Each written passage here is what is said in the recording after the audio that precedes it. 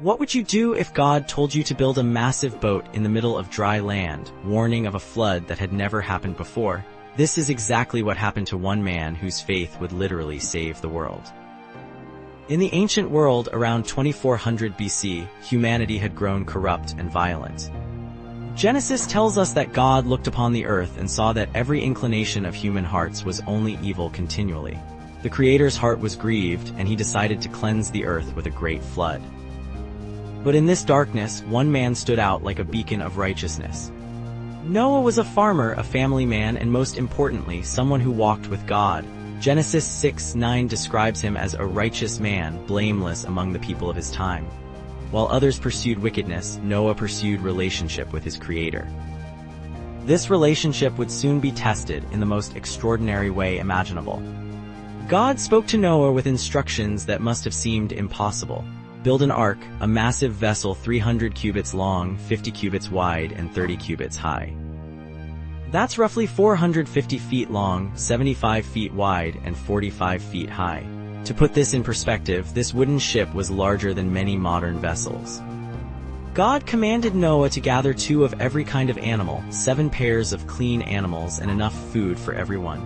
Imagine Noah's neighbors watching this strange construction project. No doubt they mocked and ridiculed him.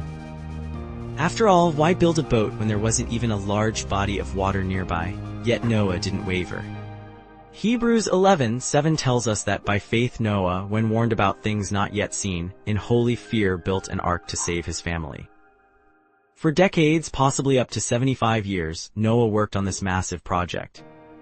He gathered materials, constructed the vessel according to God's precise specifications, and prepared for something unprecedented. This wasn't just about building a boat, it was about trusting God's word when circumstances suggested otherwise. The animals came as God promised. Picture this incredible scene.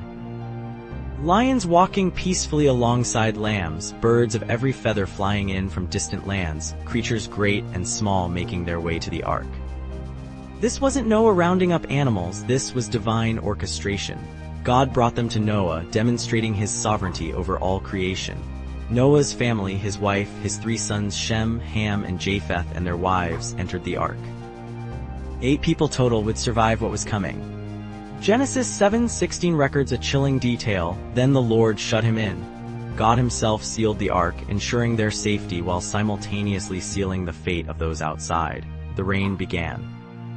Not a gentle shower, but a deluge unlike anything ever witnessed. Genesis describes it as the fountains of the great deep bursting forth and the windows of heaven opening. Water came from above and below. For 40 days and 40 nights, rain poured relentlessly. The water rose higher and higher, until even the highest mountains were covered by 15 cubits of water.